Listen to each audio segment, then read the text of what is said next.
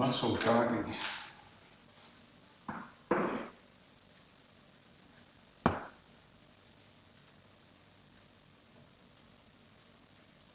So we already touched on the topic when we were talking about the synergist or the antagonist and the agonist. You know, if they were not working as they should together.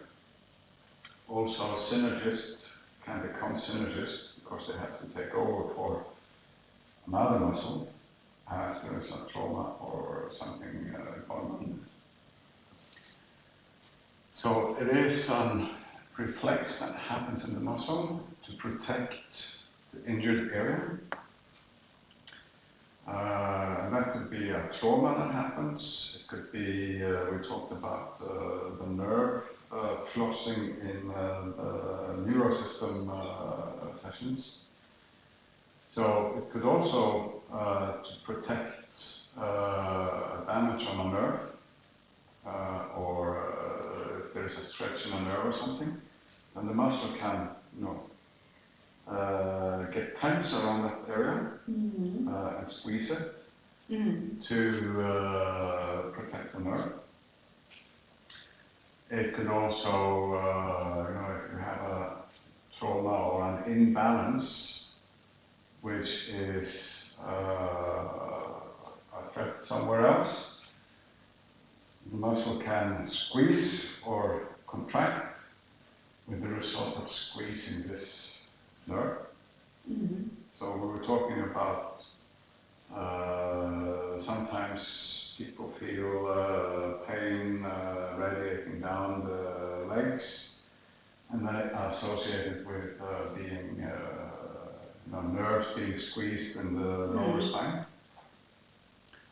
Whereas most of the time it's actually just tense muscle, which is squeezing on a nerve, or especially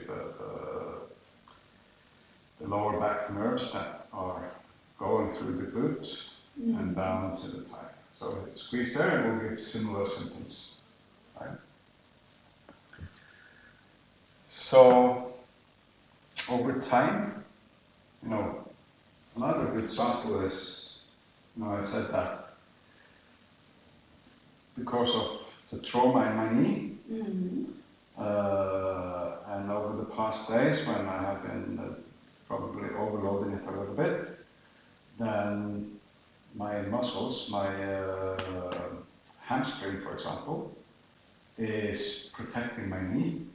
So it's kind of in a contracted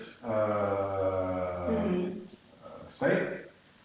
So it means that I'm a little bit sore off my whole hamstring, as if I had a lot of workout, and, which I didn't have on the hamstring, right?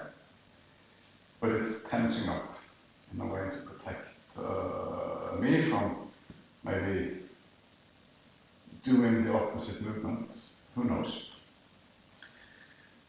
So the problem with this is, so before going to the problems, that is the good thing, right? That means that if we have an imbalance, the muscle will protect that area, whether that is a knee, whether that is some other bodily parts that needs to be protected. On the other hand, when the trauma is no longer there, this can still, the muscle might still believe that I have to protect this knee. Reprogram it, and a little bit similar, in the work life, if we are on a sick leave for a very long time, then it's hard to get back to work because you are no longer used to work. The same for the muscle, right? So the longer it has to protect, the more likely it is that this is going to persist. That That's why we call it persistent muscle guarding.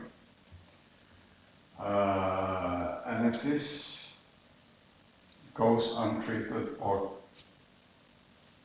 if we do not deal with this, it can become a complicated muscle gardening. Yeah. Right? We talked about the ilioimbala yesterday. Ligament there. And a few years ago when I had my type 1 there, that was one of the things that we first started to work with, because they could see that, okay, here the muscles down my leg and in areas are, twitching, but there's no trauma, right? There's no trauma in this muscle. So why is it doing this? So my physiotherapist started to treat this muscle gardening that was happening on a phantom trauma, right? So that was the first thing that he did, was, okay, we have to resolve this unnecessary gardening of this muscle, because it's been used to protect me. Now we have to retrain it, or rehabilitate it, right? And so we did, and that released, some of it. But then by the end, we also figured out that the ilioimbala was tight. So he also needed to treat that one. And most likely, because this all happened after I had a knee surgery on my left knee, right? Yeah. So probably this twitching was because I have been going around with this bad knee for 2 or 3 years already. And the conditioning here, then affecting this ligament, allowing that ligament to be shorter and shorter and shorter.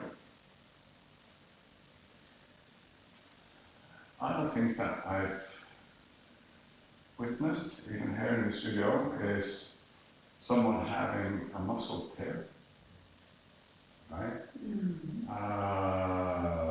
And after this muscle tear, and we know that the muscle tear from a ligament or overstretching a tendon takes 6 to 12 weeks. But still, a year later, they're not able to fully extend the leg and allow the hamstring to straighten.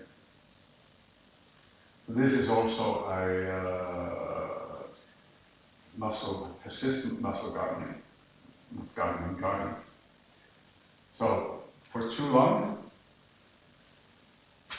he's been protecting his tear. We were sitting in the end of the attachment of the hamstring, right? So that muscle is still contracting. Do not extend it fully, because it's not good for the attachment here, right?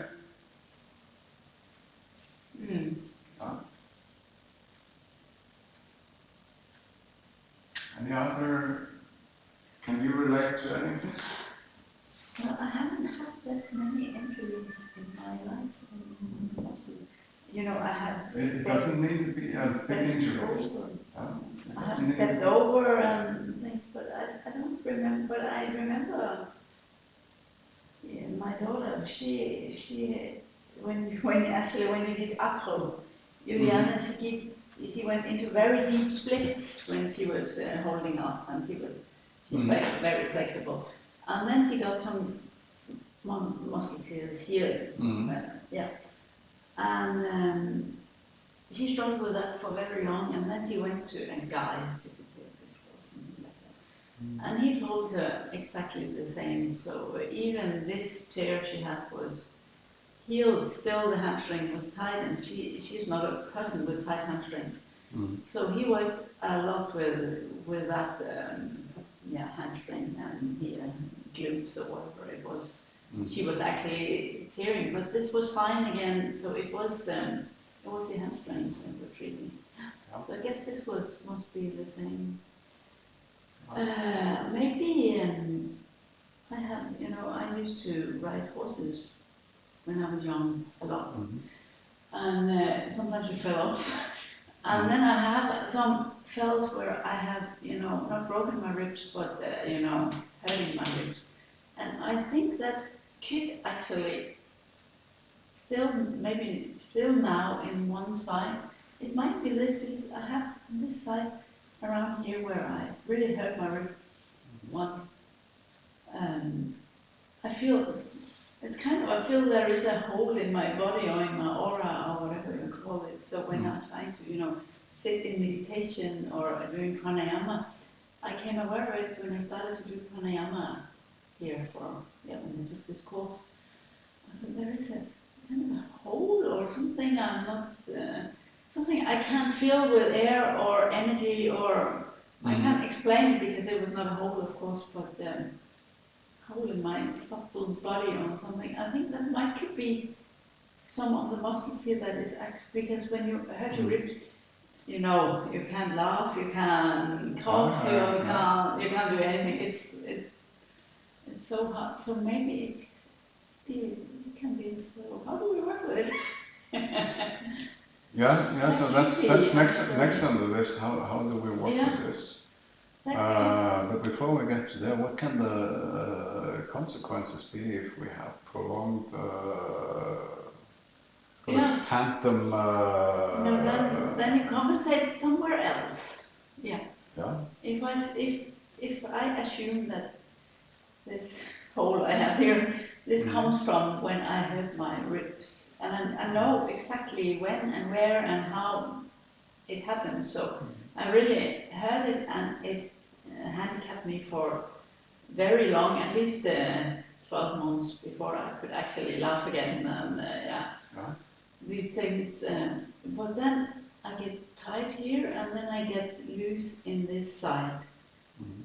And maybe this also have something to do with not be able to find the balance properly and not be able to activate the solar muscles and, some kind of chain reaction into my muscles. And at the end you can sleep faster. Yeah. There. This is my personal. Yeah. So it's it's a funny thing, and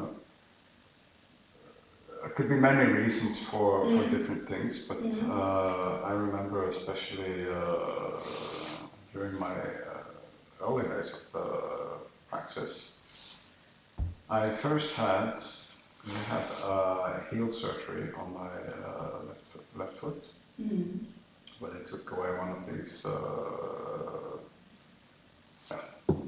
That's actually another thing that is interesting, so I'll briefly mention it.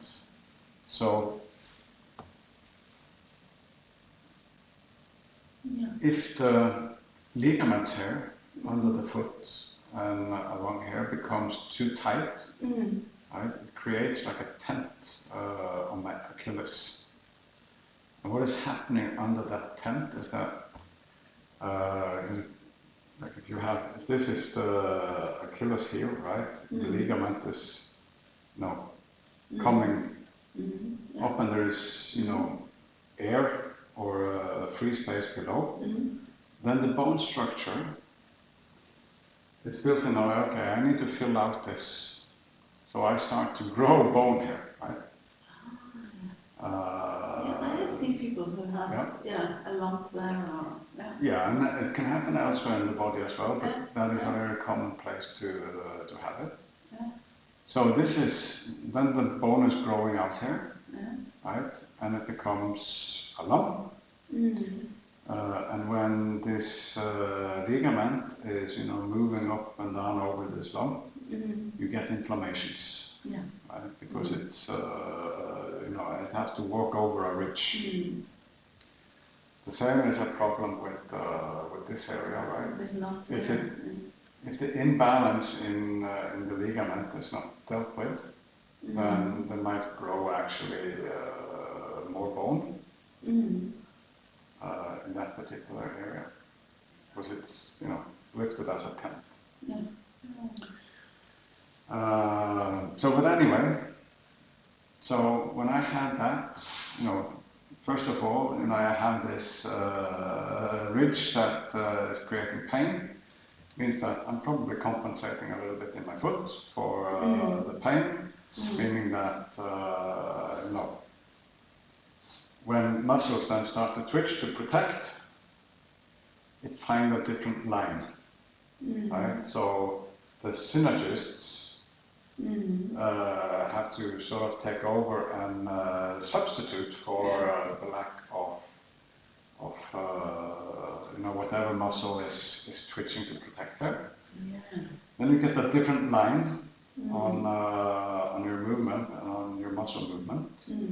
So maybe that one is, putting wear on my left knee, right? So over time, this is wearing out the knee, and now I start to have pain in the knee, and I get another twitch here to protect, right? Because the knee is not working as it should compared to gravity. Yeah, it's like we were talking about with the hamstring, right? If they are not working perfectly together, right? One is twitching, it means that, okay, then the grisales might have to take over a little bit of the responsibility. And then you get them different, right? That might, again, then pull on the hip, right? Because that's not meant to have that direction of the movement. It means that it's pulling a little bit one way. And that might, so this all have a chain of reactions associated with it. This is the same. I feel I'm very tight in the right side of the body and I'm very loose in the left side of the body. I'm trying to balance this also. But then this hole came up and... Yes, maybe you need to fill that hole. I need to fill, because I feel when I'm meditating, I need to fill this, and not just with air, but with energy, whatever, I don't know. But if I should build strength here, then I need to kind of relax here, and to relax the area, I need to use the right muscles. So it makes sense that another synergist or another muscle that is less, has less endurance and is less strong, has taken over to protect this area. And now this area is healed because that's many years ago I had this fall. Now, it's just, this just have to take its responsibility again, this rib that has been injured. If you injure a muscle, then you take it out of responsibility, but you have to put it into the system again to do its job again. You have to rehabilitate it, right? Rehab, so it's the longer it gets to do this twitching, the more risk there is for this to be persistent, right? And the harder it will be to get it back to do its work. So, of course, if we have, visible traumas, it's kind of a little bit easier to recognize that here happened something. But there can be less visible things. We were talking about nerves, right? We might not understand why this nerve is being protected, right? We might not understand that there is a nerve being protected, but still there is protection happening, right? And if this gets to be like that over time, then it will create other imbalances in the muscle system. It could create tight ligaments or loose ligaments.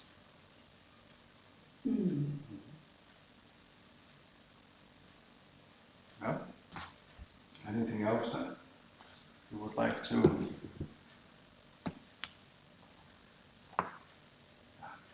Okay, well, how do we recognize this? One thing is ourselves, that we know there's a trauma. Yeah. What about students? You can obviously see if they are not equally balanced in each side, but if it's this symptom, I don't know. Yeah, that's a good point. You know, maybe you mentioned yesterday, you know, if your screen is on your left side, right? Yeah. Of course, you make an imbalance in flexibility of the muscles and ligaments, etc. But maybe it will also cause some. Assume that your wrist is in a wrong position, right? And there are muscle protection happening in your wrist, right? That could be less obvious. And, oh, I've got some problem in my wrist, but why? Yeah. Another thing is what people tell you. It's quite common when people come in the door here and they might say that, oh, I have a shoulder injury, I struggle a little bit with my shoulder. I'm like, oh, okay, do you have any trauma or something? Oh, no, not really. It's probably just because I've been doing this and this. Sometimes I might come and say, oh, I had a muscle tear in this or this ligament. Okay, and is it recovered? Yeah, it's recovered. No, it's recovered again, but it still hurts. Yeah. Right? Yeah. So if you know about the tear, right, and especially if it's one of your students, then you also have the opportunity to follow them in the process.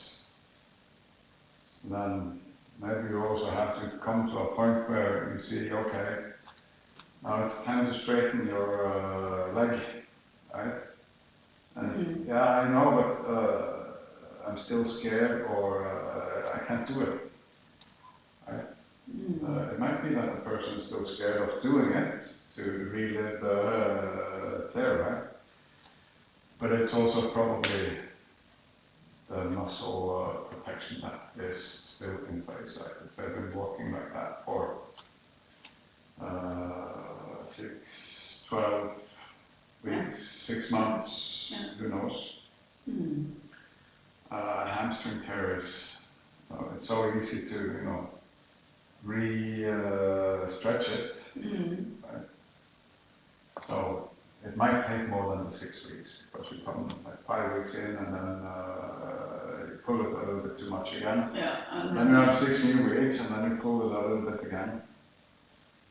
So, but it's important to, and we know why we need to pay attention. Yeah. So how do we work with it? Yeah. One way is to say, oh, now we have to stretch this. You just pull it out and there you are. I think it depends on probably case to case. But balancing, working with alignments, the things that we do in general will take care of a lot of the things that are known. The one who have been complicated, then you might, need to working a little bit for this muscle to understand that, okay, now you don't need my protection any longer, so I can let go of this twitching. Might be that they need physiotherapy to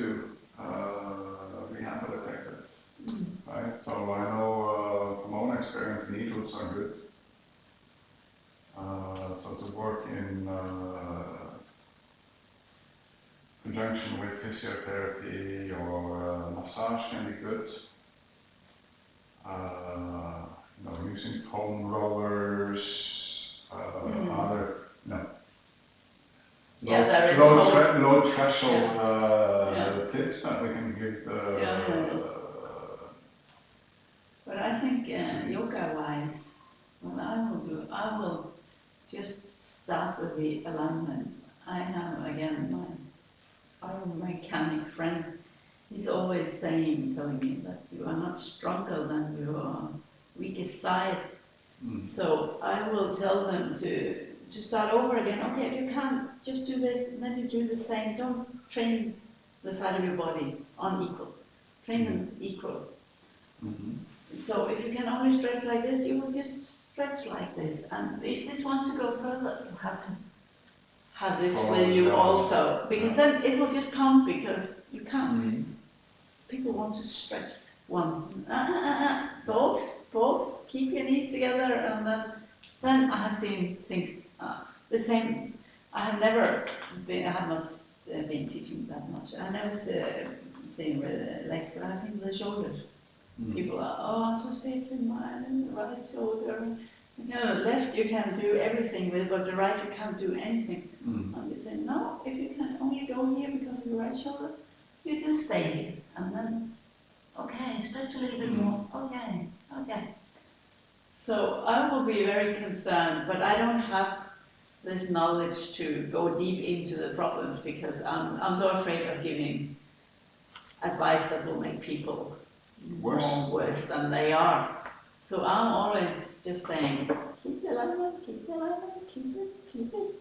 don't only train the right side. You have to work with both sides at the same time, because else we want to be symmetrical.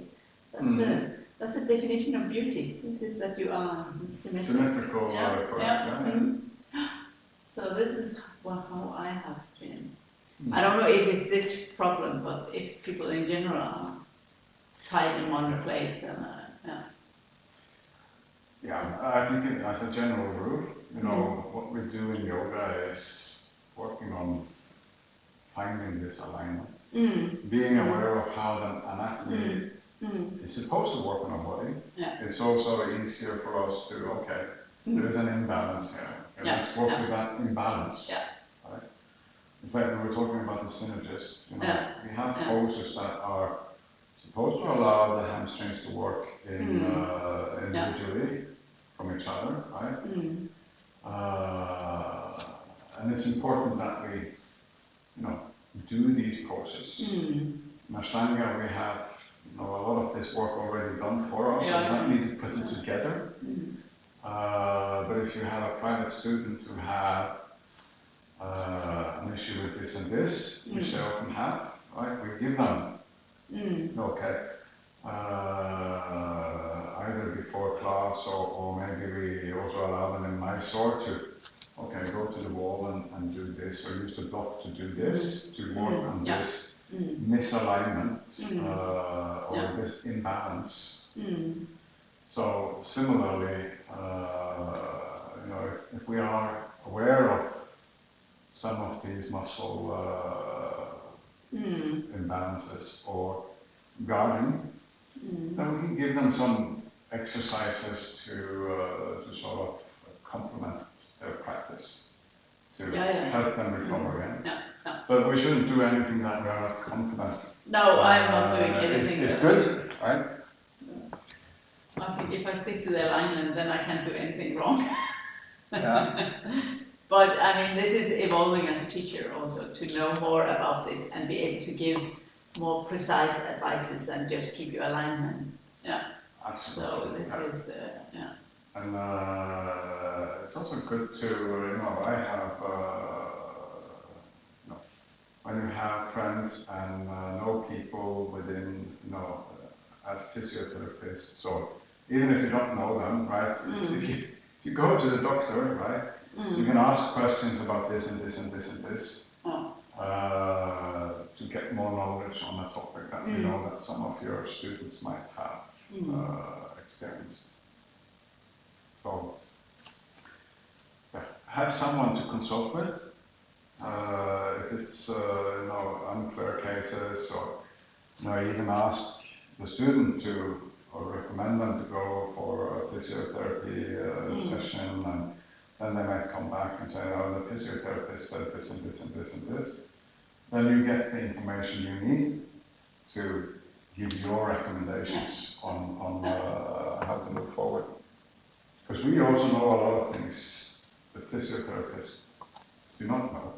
Yeah. Right, so I was discussing this, my physiotherapist today, we're talking about the ilioimbala.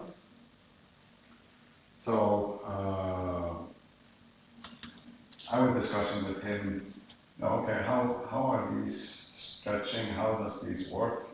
How do we manipulate them? Right? It was the same discussion I had with him 5 years ago.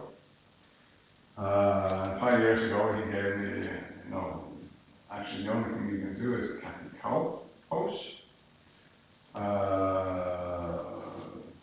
But it's outside of my knowledge area. But I recommend find a yoga guru, right? Or find a teacher. He used the word guru.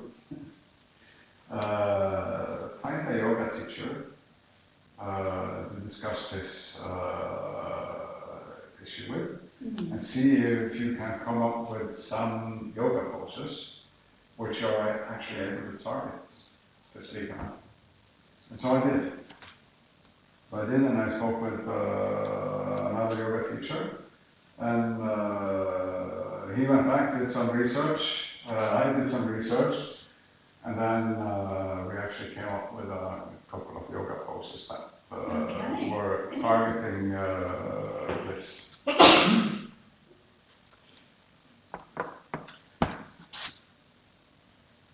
All right. Kinetic chain of the pinky finger. So we talked a lot about the pinky finger. And usually I just say, when we use the pinky finger, it's connected all the way up. I don't really know which muscles are connected here and why they are triggering.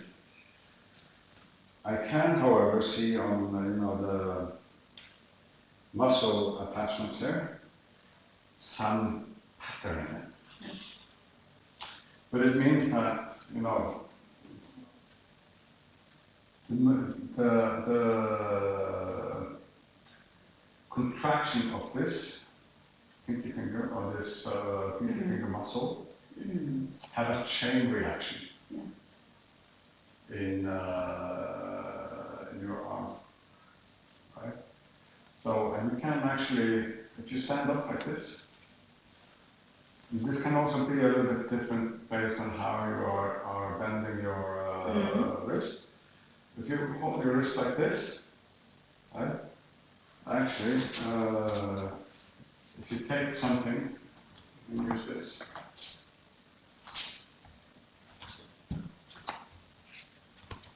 like this one, right? Just to sort of get an activation. So you hold this one, and like this, and you squeeze with the focus on the pinky finger, and place your other hand on your latimus,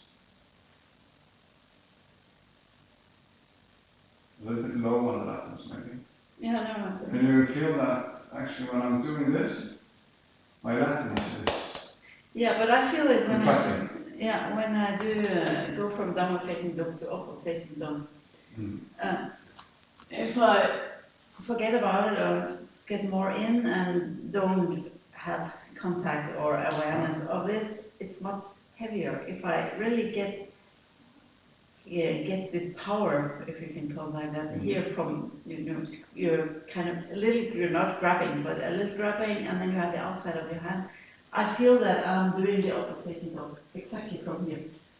I get it's a completely different upward facing dog because I'm not using my shoulders. If I'm not And I've tried to experiment with it, like lifting up, and then I'm using my shoulders, oh, it's hurt, and I get tired. If I do it like this. And also when I jump back into chaturanga, and land low, if I can land low and catch myself if I'm very concerned that this is, I should have really good contact. Even if this is clipping, it's not good either, but if I'm lifting a little here. But the important thing is that if I should catch myself in low chaturanga, I really need to be in touch with this area, else that's how I just crash. Yeah. So I think, yes, it's the same, and the power comes from here. Yeah.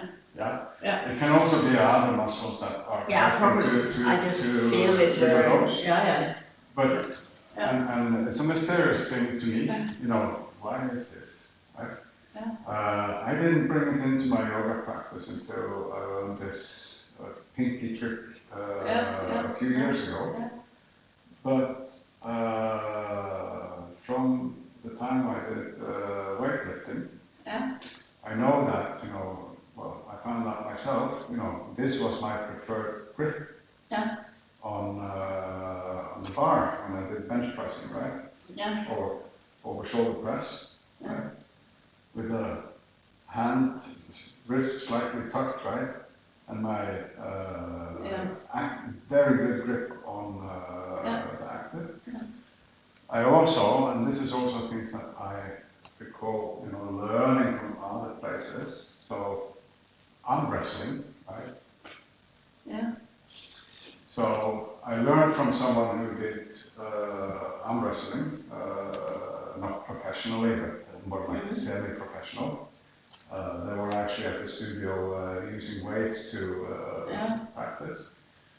So they told me, when you're taking a grip, the most important thing is to get a really good grip around with the pinky, right? I didn't think about it then, but I did it. And I could take people in arm wrestling, which was probably a lot stronger than me in curls and other exercises. But they were not able to put me down. I also know, and I read from articles, of course, people who do, baseball, right, and other, American football, rugby, they are actually conscious about this kinetic chain of muscles in their training. Of course they are. I can see the logic why they should be. Yeah. So I read that their focus is more on the hand strength than necessarily training up. Right. So functional training. Tom Ford is one that I've written a lot about these things. Right. Functional training is more important than going to the gym and build big muscles. And I think that is related to it's not what he is explaining, but I think that is also related to working with the kinetic chains. My belief is that when you're leveraging these kinetic chains, you're also making these chains stronger, more toned as a collaboration with the muscles. Another kinetic chain that we can explore is, we talked about it earlier, when if you put your leg back in Mayurasana, for example, right? So you actually need to activate both the quadriceps and the hamstring. Otherwise, you need that engagement.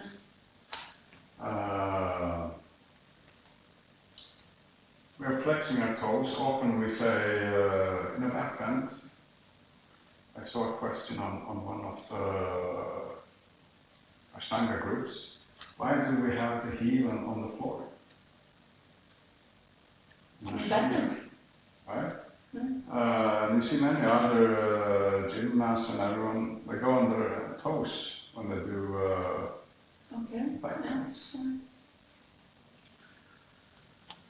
I don't know the answer of that, why we do that in Ashtanga and why other places they allow you to go on the toes, and I try both, and I know I get deeper when I go on my toes. Mm. But maybe it has something to do with the kinetic chains. Because I noticed that I get stronger in my legs when the heel is down.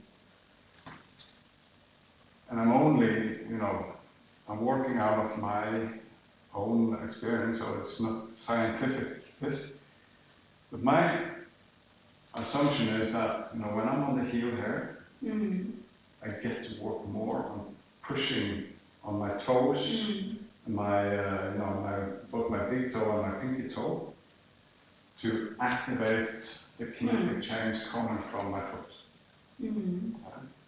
Because when I was doing muscle up, when you're kicking also, it's so important that you have a good solid plan, and you have to get the strength from your heel.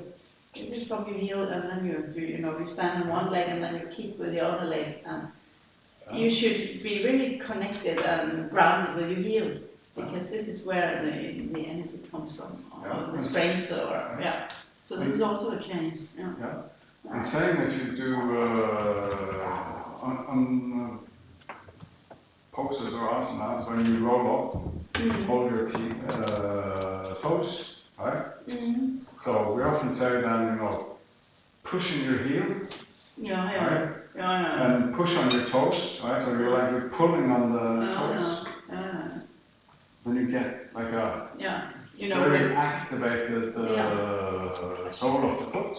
If you should roll up like this, then you really have to do this. Then you are wobbling there, right? So the only chance to roll up straight is to push firmly into the heel, push firmly into the hands, which is holding on the area of the toes. Then you get really good strength in the whole leg and your core. Right? So this is also a kinetic chain. It's interesting with those chains. I always thought it was the fascia. Why sometimes I really get, like also when I'm arm wrestling, I told you the other day that I can cheat and use my leg. Nobody sees it, but I'm just sitting here pressing my heel down, and then good grab, as you said. And then I just sit here and I just, and no, but I thought it was because this guy in Bali told me that you have superpower in your fascia. But maybe, it's a chain with... But I don't think that is wrong.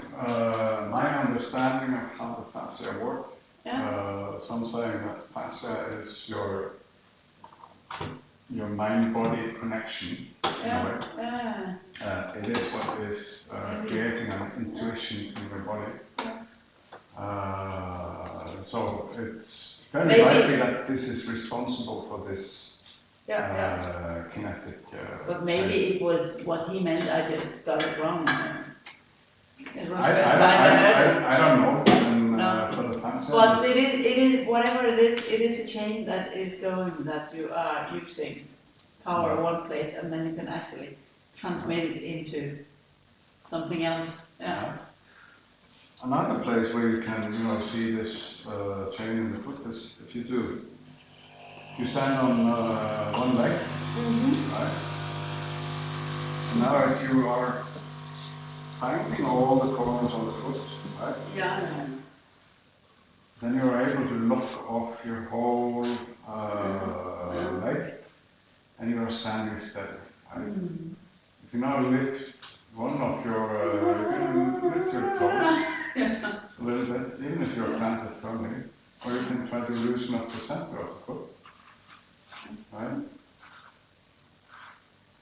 Just lifting that curve.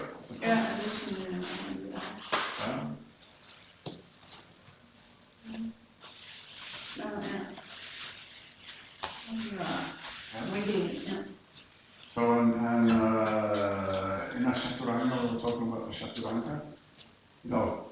Maybe, say, if Actually, we saw her when on the first course evening on Tuesday.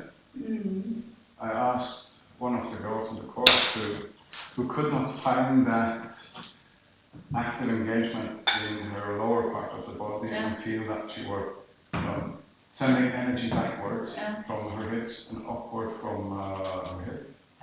When I asked her to put the feet or the toes towards the wall and push, then she could feel that, okay, now I'm going in two directions here, right?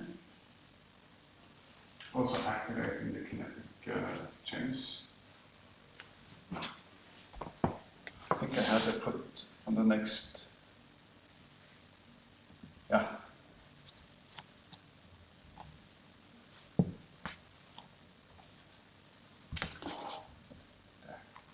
Other kinetic chains that we can think of. What about the core? Sure, there are chains. So when Yeah. yeah. The pelvic floor, when you try to squeeze the bandas, and then you will get this chain if you really manage to connect with the muscles around the bandas, then you will get this chain reaction. If you look at page number 220.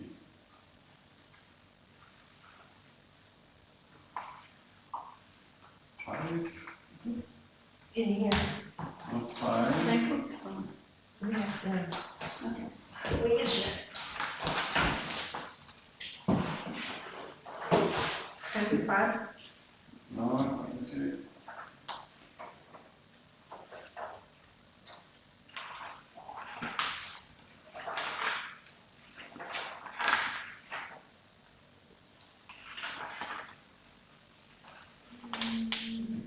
So if you look at the lavanda, it is on 220.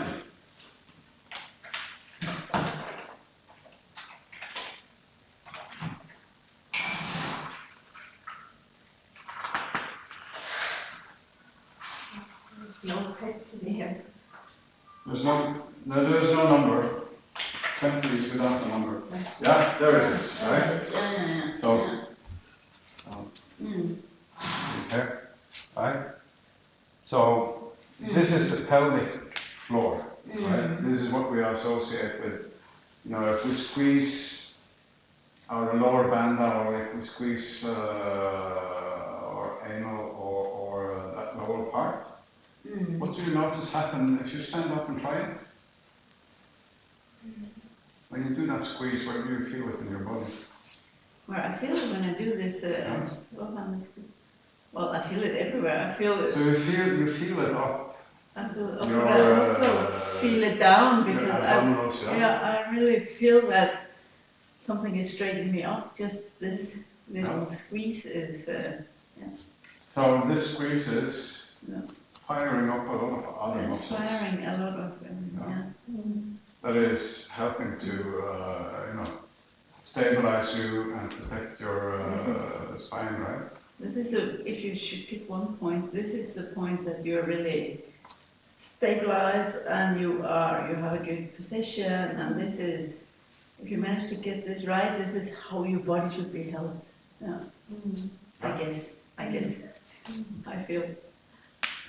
Because I also feel I'm pushing down. I have completely the right, my foot is meeting the floor on the right places when I'm, focusing just on my bandhas, the 4 points, I feel so connected everywhere if I do it.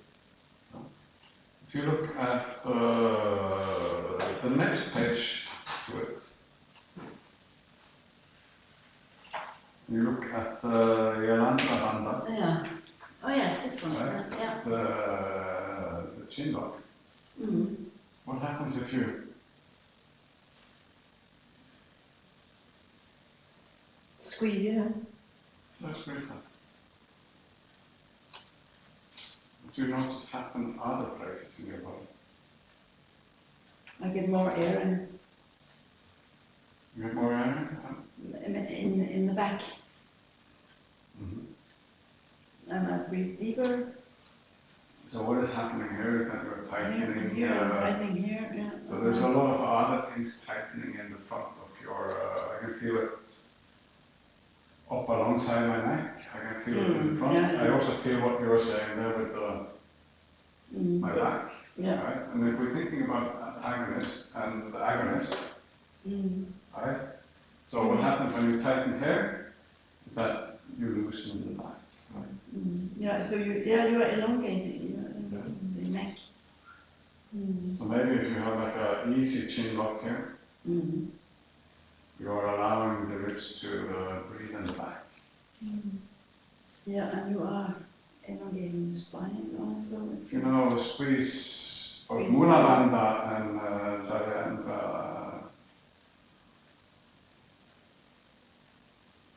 then you have a long spine. it's like the whole Yeah. body Yeah, is kind of Yeah. locking, right? Yeah. Mm-hmm. But it is locks. So. Diaphragm. Diaphragm is also connected to a lot of other muscles as a kinetic chain. Right? So when you lift your diaphragm, there are some muscles there that you really can't feel around the ribs, along the spine. So in the spine, you know, between all these vertebrae, there are some muscles. Right, and that's why when we say, okay, pull your, but we were talking the diaphragm, Mula Bandha, Ujjayi Bandha, or someone associate that with the transverse, right, pulling the belly button in, right? So if we do all these things, right, you will notice that the lower spine is stretching. And we're not doing this necessarily just because of the muscles that we pull in. It's the kinetic chain that is triggering other muscles that we, you have a certain control of the muscles in the spine, but I don't think there's a lot of conscious, it's not like, I can tell my arm to do this, right? My finger to do this. I can't tell my fifth vertebra to separate from You cannot attack one six, muscle, no. right? No. So they work in a chain.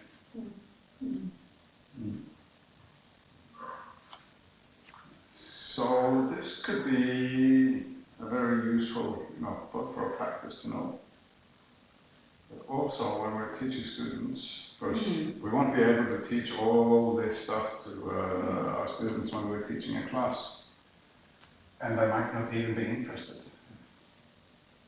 Like they want to come to a yoga class because they want to improve their health and not become experts in the muscle system and anatomy. So a very easy clue is, okay, if we ask them to activate Mula Bandha, we know that there's happening a chain reaction, right? If we ask them to pull in the navel, if they know how to pull in that navel, we know that there's a chain reaction happening here that is helping to protect their spine.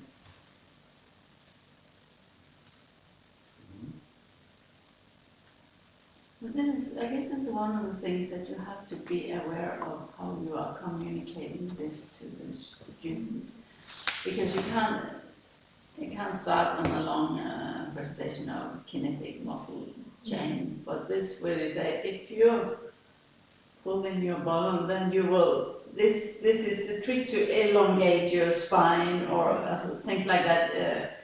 We need to find words that it's easily adaptable for them and give them kind of shortcuts. A shortcut to elongate your spine is to pull in your navel, squeeze your anus, or whatever you are saying. Using the simple Yeah. to let them understand. And especially the Mula Bandha, we as a yoga practitioner, we know it's very important. But you cannot teach normal student the Mula Bandha. No. So usually I use the term pelvic floor. You pull the pelvic floor. And I noticed that for female students, especially who already have kids, they like Yeah. understand I've done that right before. away. Yeah. Yeah. But like male student, like pelvis, like it's like trying to teach me a lesson of Well, giving birth or what? Where on earth is that? I Yeah, thought that was yeah. something only women. Do I have a pelvic floor? So we have to we understand that how to give instruction and cue. Yeah. And how will we do that? One thing is, squeeze, lift your pelvic floor.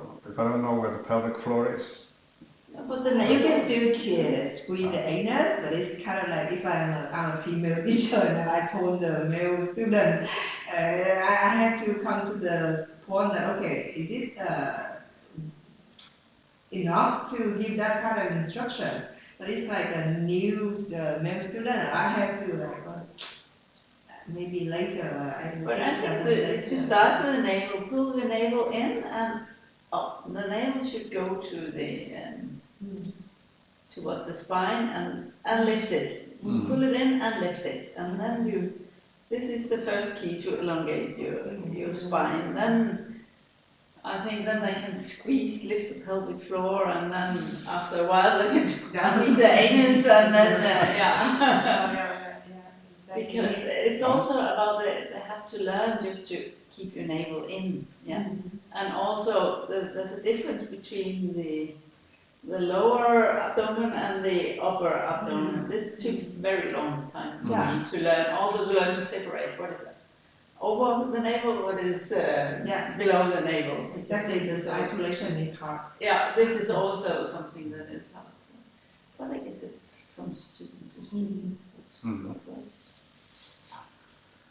So we also saw that on the course we had the other day, when I said, pull the navel in, right? And this was even after actually giving them a little bit of education in, I didn't call it the transverse, but we were explaining that there is a muscle here, which is working in this direction, right? But even when we had explained this, this girl was actually crunching, right? Yeah. So she was using her six pack, right? Yeah, to squeeze, which is not solving the lengthening of the spine, right? Then you're actually pulling the spine in a little bit. No, then you are curving the right way. So,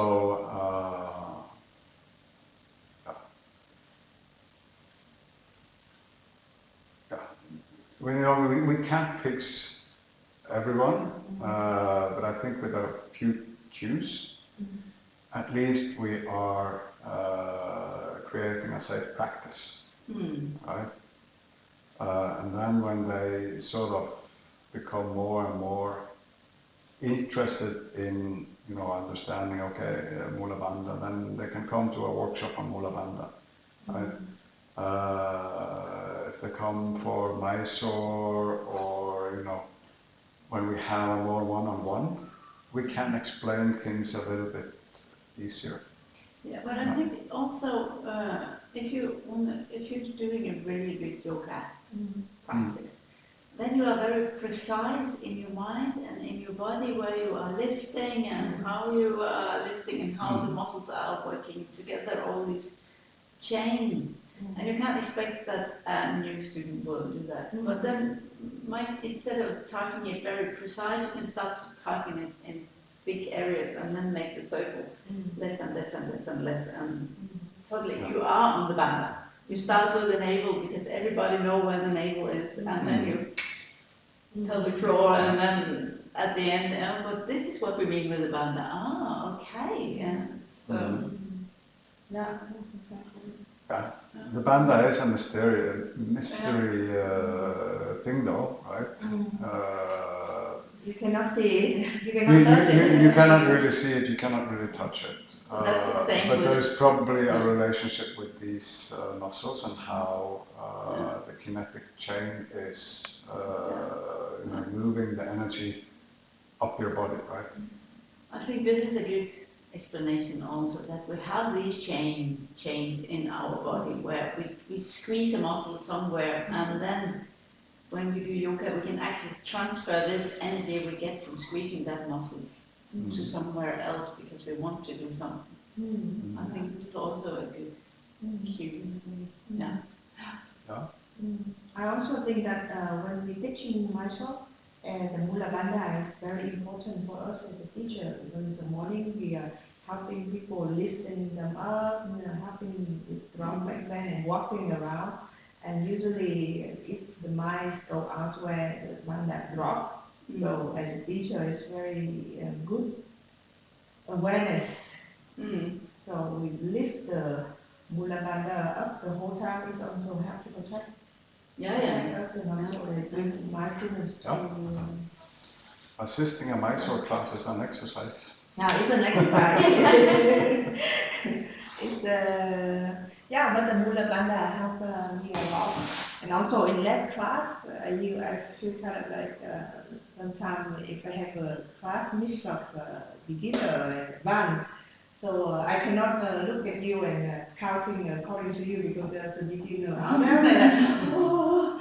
And if I follow the beginner, and I feel kind of like it's also make you your energy is not as a flow. So I also have to distribute and by bringing attention to my Mula Bandha, I can, okay, now I can find the midpoint between Maria and that beginner.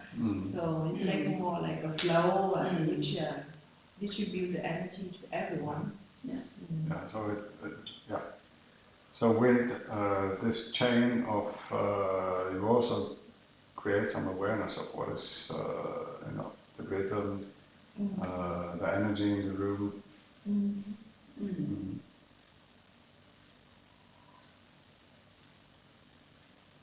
Yeah, so I think when it comes to teaching and the clues, it's like, okay, if we do, you know, squeeze your anus, pull in your belly button, right?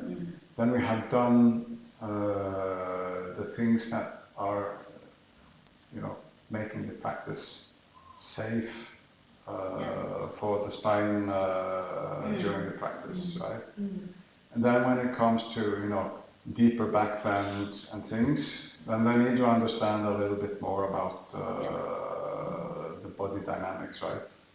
And I also think if we use this, especially the navel, then you will give the students a chance to explore the energy, that you can actually pick up the energy somewhere in the body, and then you can use it somewhere else.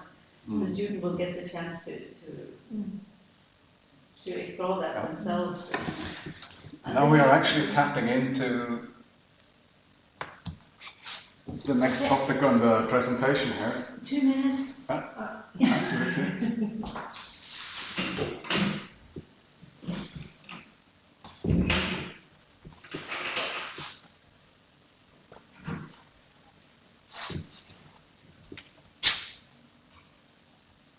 Suddenly we have some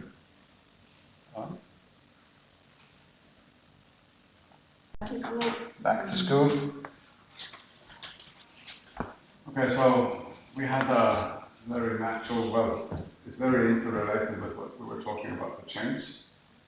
But the core muscles, these muscles are primarily to stabilize and protect our spine, not to maintain the posture, and also to facilitate movement.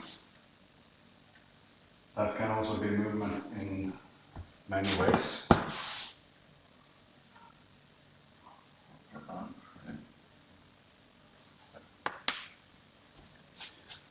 And where is it located? Central part of the body is the location. Abdomen, lower back, hips.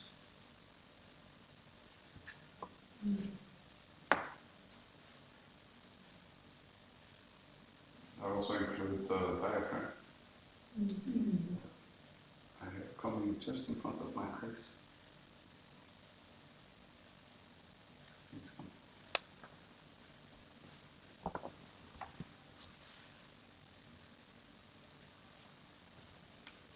Key functions. Stabilization. Stabilizing the spine and the pelvis.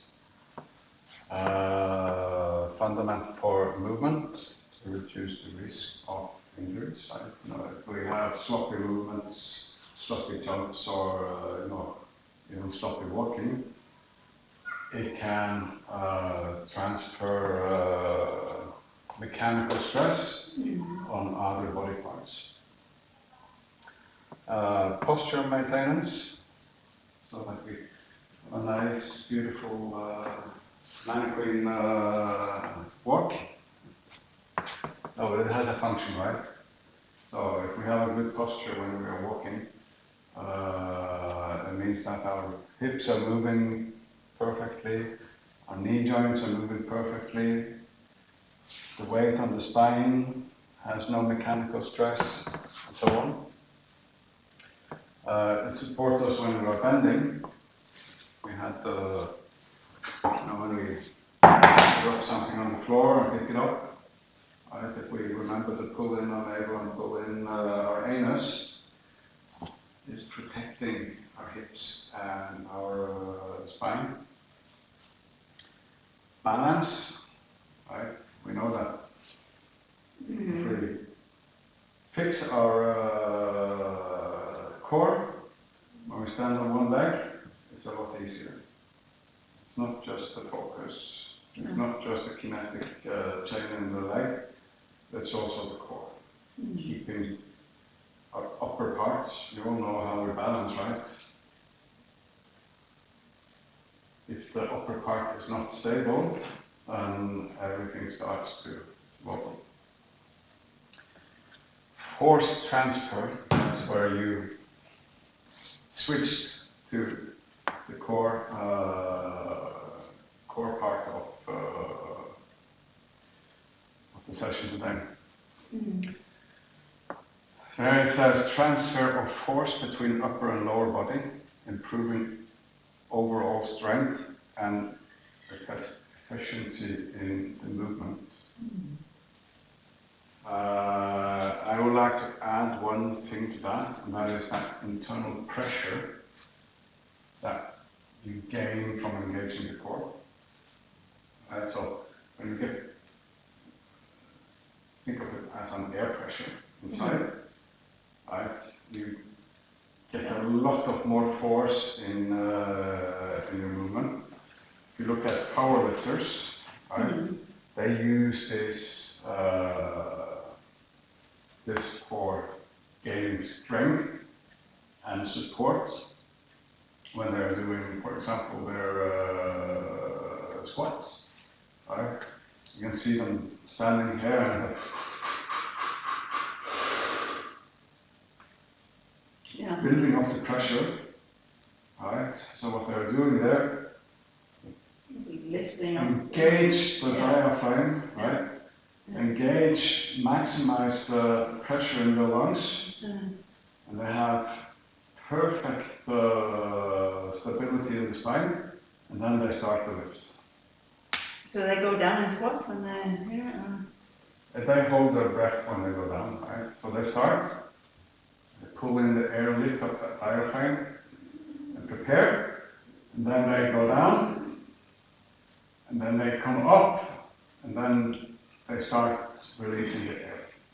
And then they have a big swing. It's kind of Kumbakat there. It's kind of a Kumbakat, right? Yeah. It means that, when you're down there, it's not like yoga where you do No, but up, there comes, and then in, right? And Because they if hold they it go and- out, they yeah. lose all the pressure and Yeah, they have yeah, no yeah, yeah, support yeah. going back up They again. need to start when they go up and then hold it, so the energy is actually working while but it cannot get out. And when we are doing vinyasas, lift up, jump back, right? We're building this pressure, right? And then when we jump back, we're transferring the force, right? Throughout our body, both to the upper body for preparing kinetic chains in our pinky, to the kinetic chains in our legs, right? I need to think about that tomorrow when I'm going. When we lift our hands down, right? Same thing which is happening, right?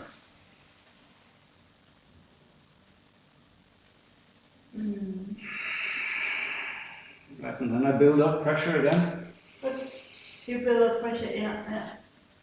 And then you hold your. So when are you releasing your breath? When you after you have lift up or the micro pause? What are you using that for? So, I think I'm using a lot of the micro pause in my lift. Yeah. Right? So it's kind of your Breathe booster. in, right? And then I breathe in. And I have quite a long micro pause. Yeah. And I lift up. So. And then I So start breathing normally. Pause is actually kind of activating your booster or activating you to lift up. Yeah. First you build up the energy, then you kind of transfer to the booster muscles, and then yeah. I like that. It's kind of okay. I build up the energy, right? Yeah. And then I have that prepared to be transferred. Yeah. So I'm using that micro pause To transfer your energy. That makes sense. Yeah. If this is what we're using the micro pause. Wow. I have never thought of that before, but it's quite similar to what the powerlifters are doing, right? We all think about that as holding the breath, right? But it's actually not what they're doing. It's a micro pause or it's a it's a very long micro pause. Yeah, but that's the same with I guess this is also a very long micro pause. Yeah.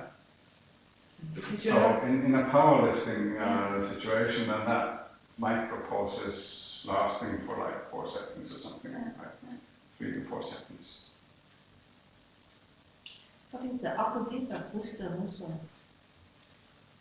Opposite of a booster muscle. That's the deep muscles, the one which have a lot of endurance. So the core muscle is the booster or the deep? So, most of them I consider to be deep muscles, right? But when you look at what I define to be, I think I've had classes before where I say, the six-pack pectus abdominis is just the cupcake, the topping on the cupcake, right? But I see that in written material they consider it a part of the core, but it is a booster, right? Because there is no, you can't sustain it for a very long period of time. And I think, if you boost it, yes, you have a lot of core stability. But my assumption and my take on it is that what is happening there is the chain reaction, right? Rather than this being the one that is protecting your spine. Because it's actually causing an extension of your spine. Yeah, and this might be also that energy is not stopping. Energy is always moving. So when you're using your booster, you are this is a spark. So you have a lot of energy on, like when you're firing on something, you have a spark. But then this energy needs to go somewhere. You can't keep it there because energy, then you will lose it because, so the boosters doesn't have this chain as the deeper muscles have, I guess. Or the boosters should they will chain into the deeper muscles. That will be the spot for a chain, actually. Yeah, in some scenarios that Yeah. seems Yeah. legit. Mm. Other scenarios where we say that, okay, if you use your booster here, Yeah. right, then the other muscles say, oh, you don't need me any longer, so No, I'll yeah. disconnect. Yeah. And then you are only relying on the booster. Yeah, and the booster can't hold energy over a longer period No. because, yeah. So you have to, when you have done your booster, you have to move this energy into a stabilizer if you should stay there. Yeah. And this is what you are learning in yoga. So it's a movement, right? And to me, you know, you can't use, or maybe you can use the obliques a little bit to lift yourself, right? Yeah. But you use your pectus abdominis to, you know, lift yourself up, right? If you're on the floor, right, and I need to get up from here, right? Then I'm using my rectus abdominis, and then it disconnects, right? But I'm still engaging my transverse and my obliques. But if you are here and should lift off, I don't know if I can do it, then you will squeeze everything inside. Yeah, too. But if you lift up, you have to use the psoas because it's connected. Yeah, I have to. Yeah, with the I have to use the psoas, but I have to boost to get up there. Mm. But to stay up there, then I get cramp here because I'm using the wrong muscles. Yeah. Yeah, so here you will use your... So here I have to you will transfer. use your serratus, Yeah. which So, is yeah. hip muscle. But I'm starting using my booster here, and I'm starting to Yeah, use. you use your booster to the top. Yeah. And And you're up then, there. yeah, and Now then you you're have to using go my- into the core. So I have to move it in. Yeah. And maybe when I'm lifting, I'm using my rectus abdominis a little bit, Mm. right? But when I'm up there, it's my obliques and my transverse Mm. are doing the work. Yeah. Of course, I can't stay there for a very long time. No. So there are some booster activities going on Yeah. there. Yeah. Mm. You need to move it. Yeah. Okay. It's interesting. Yeah. I have a lot of things to work with now.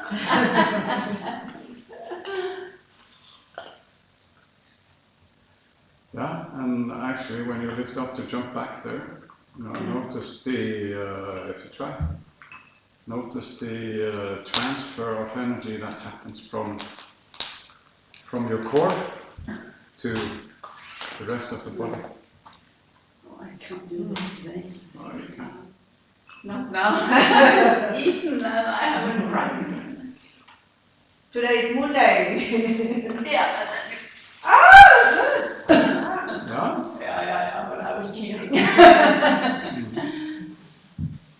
A little tip when you are doing jump backs. A lot of people are trying to cross their Yeah. ankles, Yeah, cross higher. Yeah. cross the chins. Yeah. Then you get, so one, you get to utilize your Yeah. psoas for the lifting of your legs, Mm. and you also get on higher. Yeah.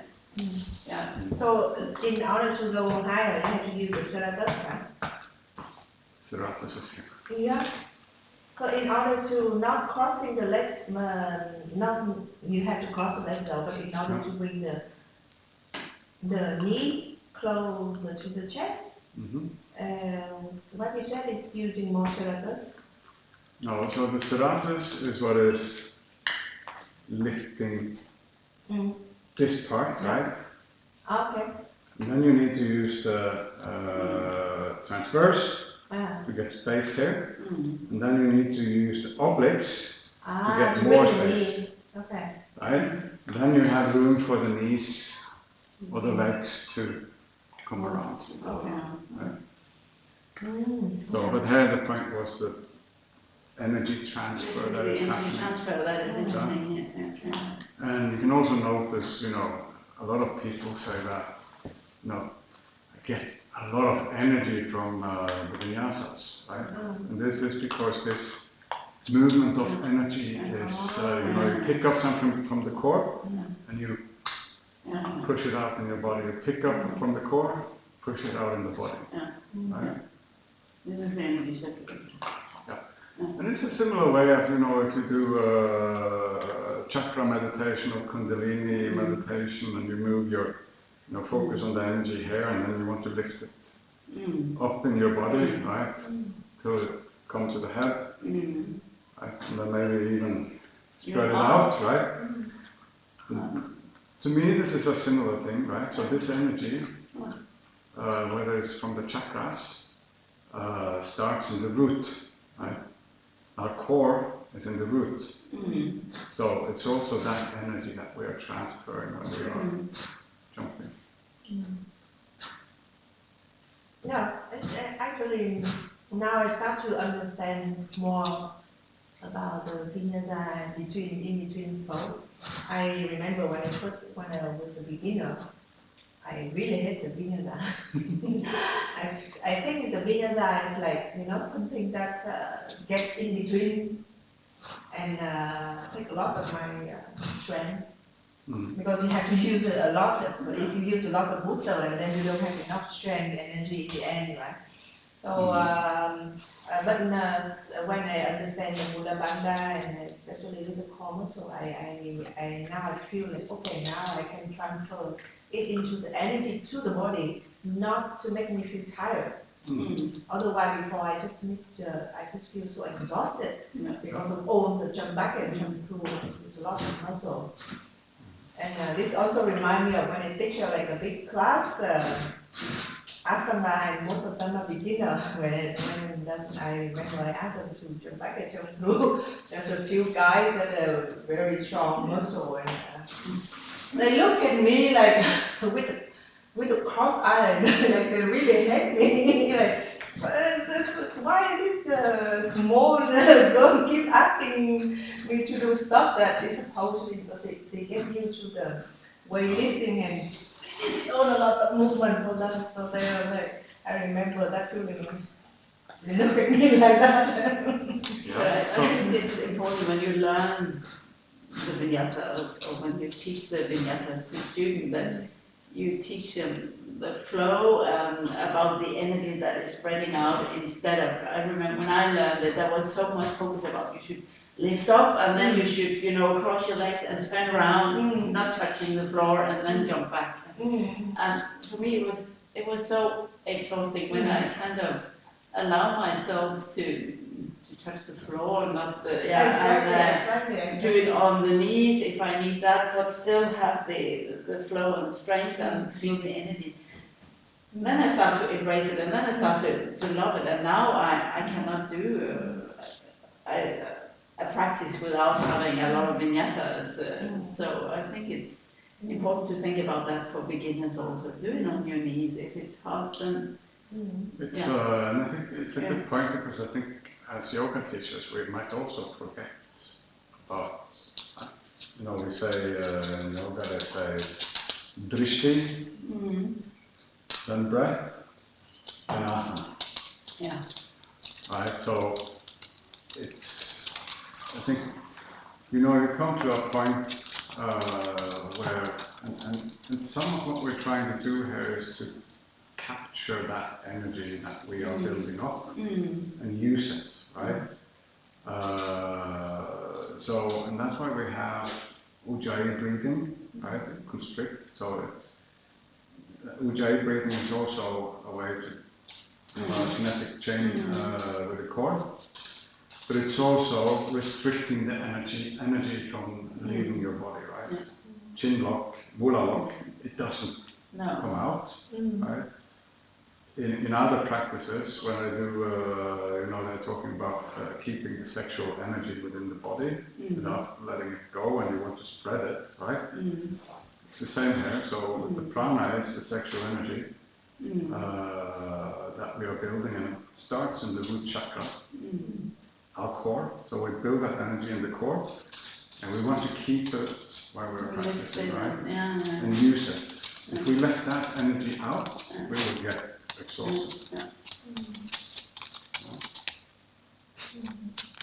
That's also like a Christy. I remember that I had students who come to certain pose and they close the eye, they really enjoy it. And I usually like open the eyes, look to the note, and they're like, don't actually try to disturb yourself. It's so easy. It's It's so so easy easy to to close the eyes. So they It's come so like, open the eyes, and they're like, Yeah. what? I'm enjoying here. It might belong to another topic and discussion though, but I think, and maybe that belongs to this discussion. So, drishti doesn't necessarily mean your vision. It can also mean focus, It's your focus. right? So, Attention. the focus in the vinyasa Yeah. has to be there, right? Yeah. So the focus on doing this properly, Yeah. right? I'm going to do this jump or crawl back or whatever, right? I'm going to keep my integrity in it, Yeah. right? Then I have to breathe. Mm. Then I can make the movement. So focus on keeping the energy relates a lot to what we're talking about here. Yeah.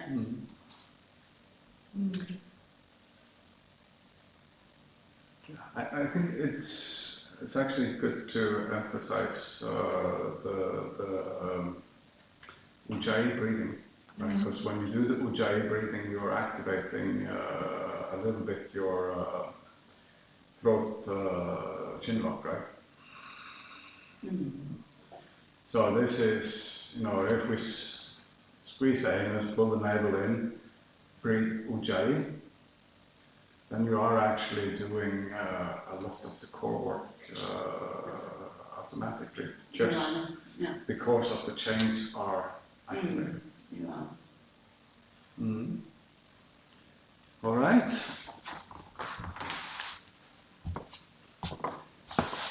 I actually think I am at.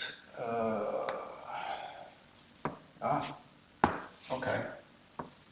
I think we already talked a lot about which muscles are involved here in the core already. So all of the abdominal muscles, to my surprise, also the cupcake icing, the back muscles, spine erector. It's important. The small ones in between. Latissimus dorsi, that's the lower one of them, lowest layer, I think. Hip muscles, gluteus maximus. It's another booster. It's surprising that it's on the list of core muscles. Yeah, But it do actually have a function, because when we squeeze it, you will feel that you become stable. Yeah. Right? It is both, I guess. Yeah. Medius and minimus, those are the other glute muscles, which is lower ones, right? Refinement. And the ilios. Yeah. Iliosuas. It's an important muscle for the core. And diaphragm.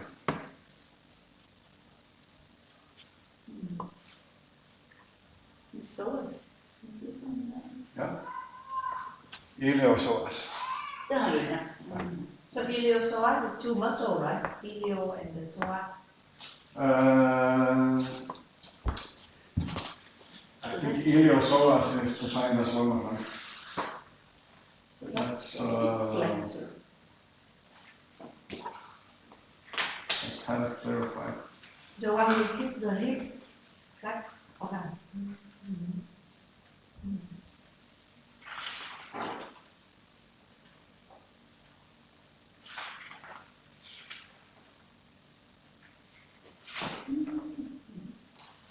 didn't find it.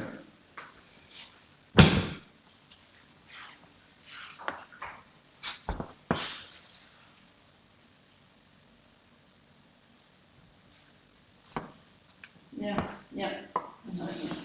The psoas and the iliacs, yeah. You see here and here.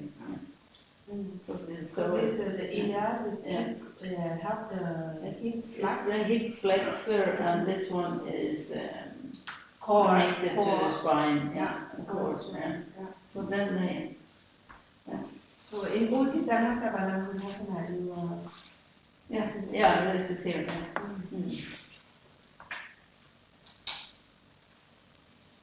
I like this book because he worked a lot with the surgeon. He worked a lot pose, with the Asana pose. So he know which muscle that he's talking. Yeah, It is an impressive book, also the visualization of it. I'm thinking about all the time we spent making those illustrations. It's so detailed and so good. So detailed and so perfect. Iliad is the one who connect That's the the hip, iliac crest. the crest and the hip joint, and ilio is the one who connect the lumbar spine and from lumbar spine to the That's the psoas. sitting. Yeah, that's the psoas from the spine and from the crest and down. This is the iliacs. Yeah, Yeah. crest to the sitting bone is the iliac, Yeah. and psoas is the lumbar spine to Yeah, just same place. sitting bone. No, sitting.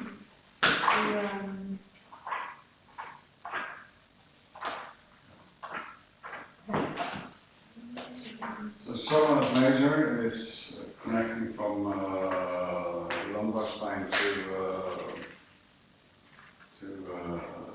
It's not to sitting bone. Is it to sitting bone? no, it's not to the sitting bone. No. It's to your thigh bone. Thigh bone. Okay. Yeah. So that's why you can Oh, yeah. bring the leg up, right? Yeah. And then the iliac. Yeah, of course. So when you are lifting, that's why you are engaging this muscle, because then you will Can bring the leg lift. up. Yeah.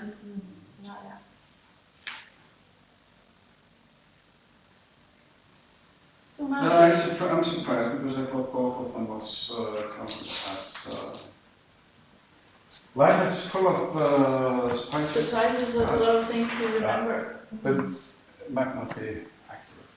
No. But we know they all have they're all contributing. Now the weather forecast, at least this is right now. Yeah. And this also he talking about when we are contracting the iliopsoas muscle, we are illuminating the second chakra. Yeah. Interesting.